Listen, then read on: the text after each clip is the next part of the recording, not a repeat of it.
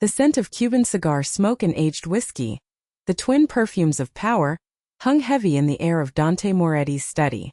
It was a sanctuary built of mahogany and blood money, a place where empires were shattered with a single phone call. Tonight, however, the sanctity was violated. A crash from the West Wing, followed by the choked cry of a guard, had reached him even through the soundproofed walls. An intrusion. Here. In the heart of his fortress. Rage, cold and precise, coiled in his gut. They called him the Shadow King. A monarch who ruled the city's underworld from a throne of fear. And someone had dared to walk into his castle uninvited. He moved with a predator's silence, his large frame belying the grace of his steps. The Beretta was a cold, familiar weight in his hand as he swept through the marble hallways, his men fanning out behind him like a wave of death. His consigliere Luca, a man whose face was a roadmap of past wars, kept pace. No sign of forced entry on the perimeter, boss. It's like they materialized from thin air.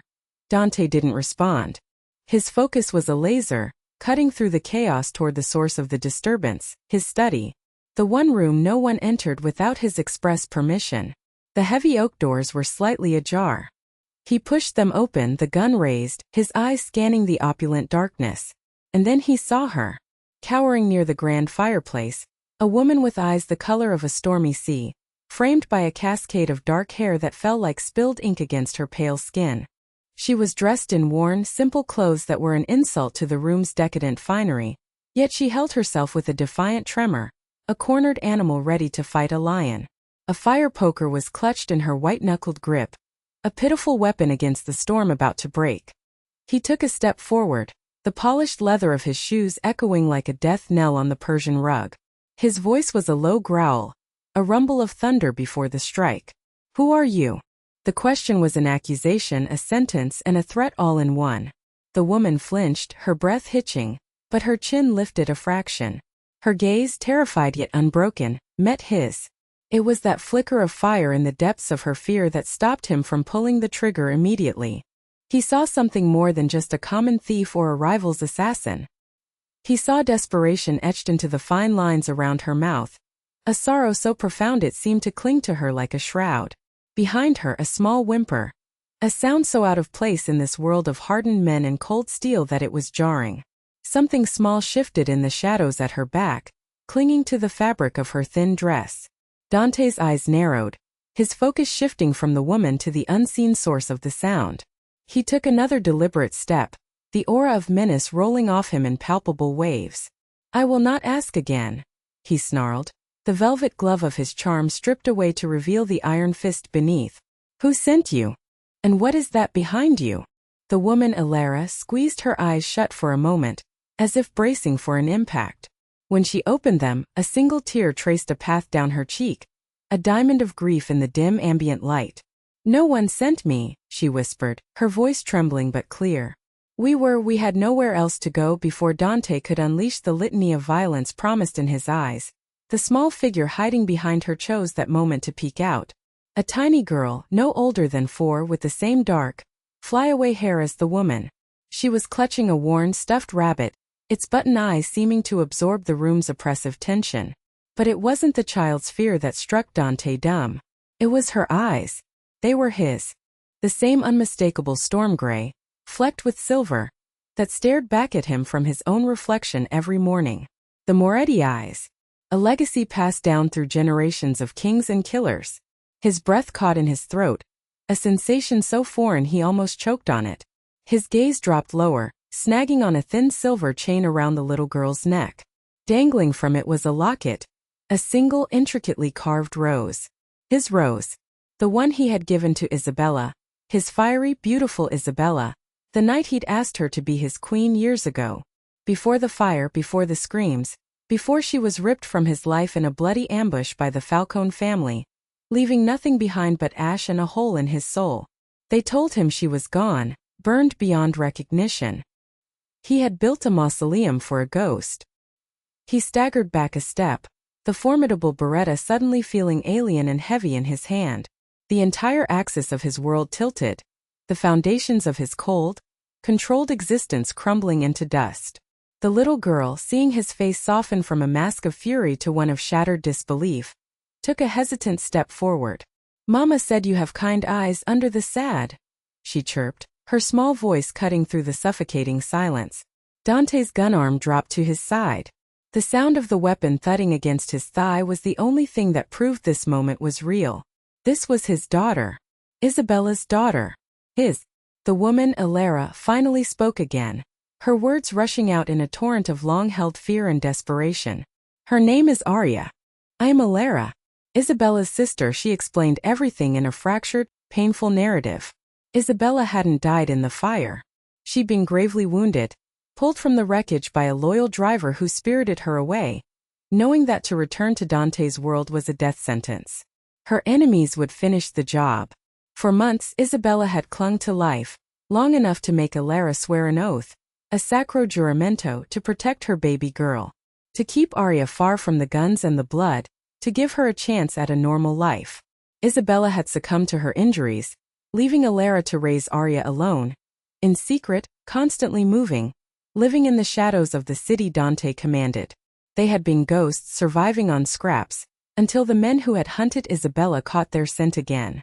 Coming to him, to the very heart of the danger, was an act of ultimate desperation.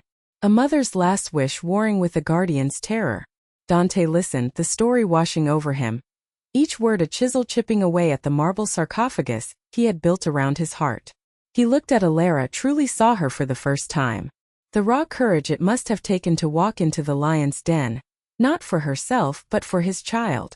He saw the faint scar above her eyebrow, the gauntness of her cheeks, the fierce protective love in her eyes that mirrored the fire he'd once seen in Isabella's. He saw a survivor. He saw honor. His world, once a monochrome of duty and vengeance, was suddenly flooded with color, with purpose. He knelt, an unprecedented act for a king, bringing himself level with the small miraculous girl who wore his eyes. "Arya," he said, his voice rough with an emotion he hadn't felt in years. She didn't shy away. She reached out a tiny hand and placed it on his cheek, her touch a spark that reignited a part of his soul he thought long dead. He rose, turning his gaze to Ilara. The decision was instantaneous, absolute. His voice held the weight of an unbreakable vow. "You did well," he said, the words a profound acknowledgement of her sacrifice. "But the running is over." He stepped closer, his presence enveloping her, a cage and a shield all at once. "You and the child," he declared, the words echoing with the finality of a royal decree. "You are mine now. You belong to the house of Moretti. No one will ever touch you again. Capisci?" It was not a question. It was the sound of her old life ending and a new dangerous gilded one beginning. She was his captive, his charge, his something more. Something his starved heart was too afraid to name. A gilded cage was still a cage. Ilara learned this truth in the days that followed. Dante moved her and Arya into a suite of rooms in the East Wing, a place of breathtaking opulence. Sunlight streamed through floor-to-ceiling windows, illuminating silk sheets, plush carpets, and a closet filled with designer clothes in her size. Diamonds glittered on the vanity, cold and beautiful. It was a palace built to keep her in, a luxurious prison where the bars were made of concern and the warden was a devastatingly handsome killer. She watched him with Arya, and in those moments the monster receded. He would sit on the floor, his pinstripe suit no doubt costing more than she'd ever earned, and patiently let his daughter braid ribbons into his dark hair. He read her fairy tales, his deep voice softening as he spoke of dragons and princesses, a stark juxtaposition to the brutal orders she sometimes overheard him giving to his men in the hallway. This was the Dante that Arya's mother had loved, the man behind the Shadow King. And to her horror, Ilara felt herself drawn to that man, to the slivers of vulnerability he showed only to his daughter, and increasingly to her. Their conversations were brief, charged with unspoken things.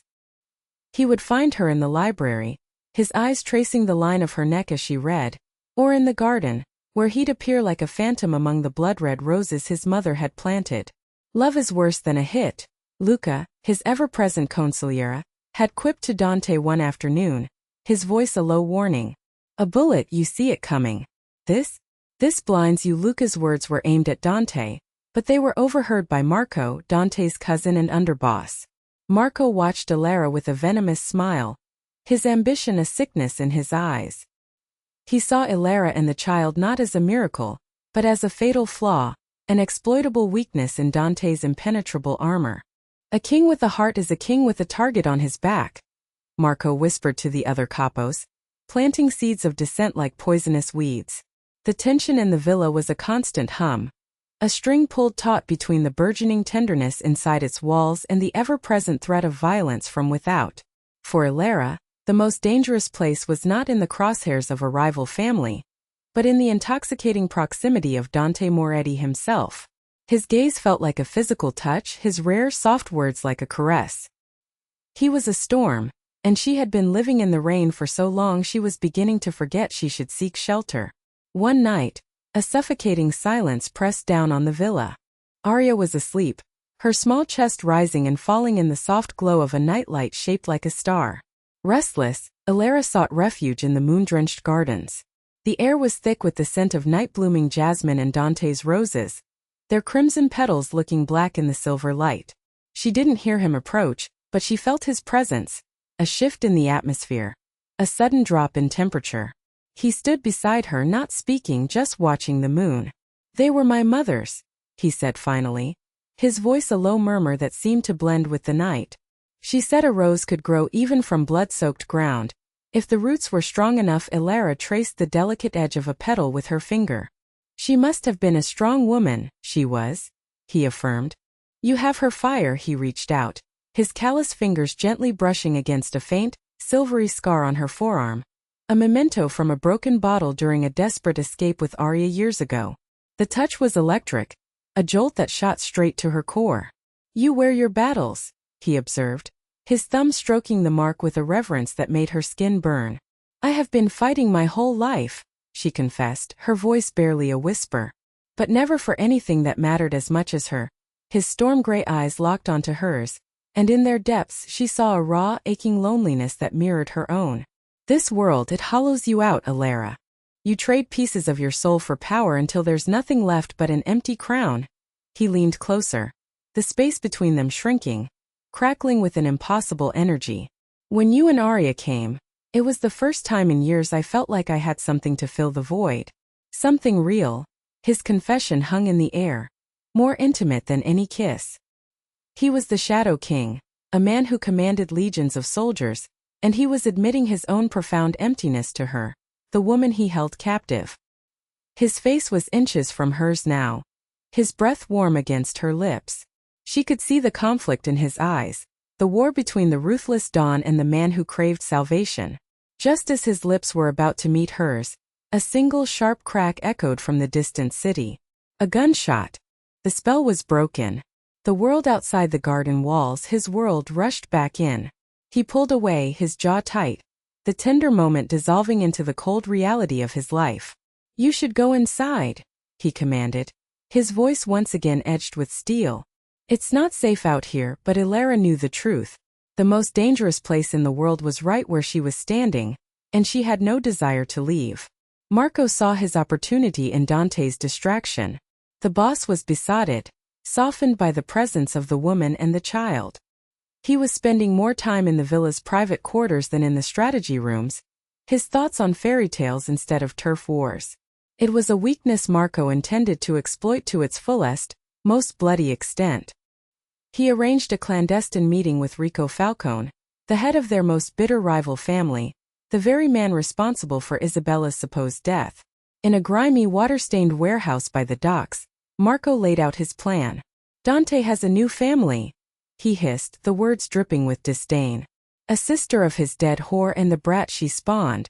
He keeps them in the East Wing. It's his Achilles heel."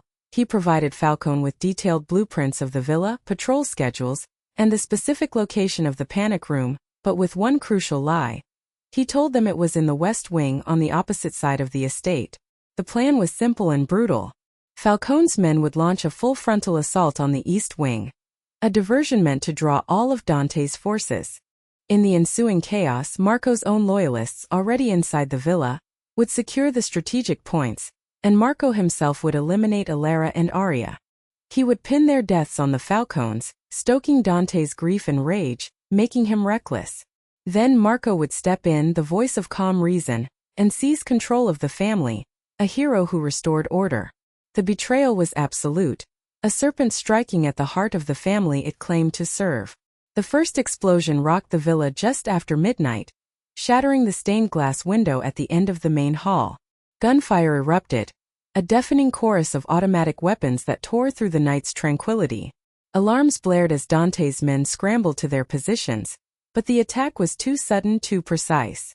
They were targeting the East Wing. They were targeting Alara and Arya. Dante became the whirlwind of violence his reputation promised. He moved through the firefight with lethal grace, every shot a kill. His mind a cold supercomputer of tactical commands. Luca, secure the perimeter. No one gets in or out. Everyone else with me. His only thought was to get to them. He found Alara shielding Arya in the corner of their suite, the windows already shattered. He didn't waste words, simply scooped Arya into one arm and grabbed Alara's hand with the other, pulling them through the war zone of his own home. To the panic room. Now! He roared over the din. They raced through hallways filled with smoke and the smell of cordite. As they neared the reinforced steel door, Alara's mind, sharpened by years of hypervigilance, caught on a detail that felt wrong. The attackers were too focused, their assault too concentrated on this one wing, ignoring more valuable targets. And Marco, she'd seen him for a split second, not fighting his way toward them, but directing men away from the West Wing toward the chaos. Her emotional insight, her gift for seeing the truth beneath the surface, screamed at her. "Dante, wait!" she cried, pulling him to a halt just before the panic room door. "It's a trap. They're hurting us," he turned, his face a mask of grim fury. "What are you talking about? It's the safest place." "No. It's not the Falcons leading this," she insisted, her eyes wide with certainty. "It's him. It's Marco. He's cutting us off, cornering you here. He wants you trapped with us when the real attack comes." Dante stared at her, his mind reeling. To trust her gut, her intuition, over the blood ties of his own cousin was unthinkable. But the look in her eyes held an unshakable conviction, a clarity that cut through the fog of war. He had learned to trust that fire within her. He made a split-second decision, the kind that defined kings. He shoved Alara and Arya into a small service closet instead. "Stay here. Don't make a sound." He turned to Luca, who had just fought his way to their side. "She's right. Seal the East Wing. We're hunting a snake in our own garden." Dante found Marco near the grand staircase, feigning a valiant defense while subtly creating a kill box. The moment their eyes met, the charade fell. Marco saw the knowledge in Dante's face and raised his weapon. "She made you weak, cousin," he spat, his face contorted with rage and ambition. "A king cannot afford a heart. A king without loyalty is nothing." Dante roared back. The ensuing firefight was personal, brutal. It was brother against brother, a civil war fought in the heart of their own home. Luca and Dante's loyal men fought with renewed ferocity, fueled by the sting of betrayal. Dante moved with the fury of a man defending his soul, cornering Marco in the ruined study. The fight ended not with a bullet, but with the cold, hard justice of the family code. Dante stood over his fallen cousin, the air thick with the metallic tang of blood and the bitter ashes of broken trust. The battle was over. The silence that fell over the villa was heavier than the gunfire had been. It was a silence filled with ghosts and grief. Dante Moretti, the Shadow King, stood in the wreckage of his home, his suit torn, his knuckles bloodied, but his reign secure. He walked, not like a king, but like a weary soldier, back to the small service closet. He opened the door to find Alara holding a sleeping Arya, her face pale but her eyes fierce and steady. He didn't speak. He simply dropped to his knees before them, the powerful Dawn bowing to the woman who had seen the truth. The act was a surrender, a confession, a coronation all in one. "Your heart," he said, his voice raw and broken. "It's stronger than any army. Your insight, you saved us." "You saved me," he reached out, his blood-stained hand gently cupping her cheek. "I brought you into this cage to protect you, but it was you who set me free." He looked from her to his sleeping daughter, the two halves of his rediscovered soul. "This was a kingdom of shadows, Alara. Help me build an empire of light. Not as my captive. Not as my possession. As my queen." Tears she didn't know she had left to cry welled in Alara's eyes. She leaned forward, pressing her lips to his, a kiss that tasted of gunpowder, grief and a fierce unyielding love. She touched his bruised knuckles, the hands of the monster who had become her salvation, the father of the child she adored as her own. Outside in the ravaged garden, a single blood-red rose, miraculously untouched by the battle, caught the first rays of dawn, a promise of new life, a testament that even in blood-soaked ground, the most beautiful things could grow. They were a family forged in fire and betrayal, a dark fairy tale finding its dawn. And as Dante held them, he knew true power wasn't in the fear he commanded, but in the love he was finally worthy enough to protect.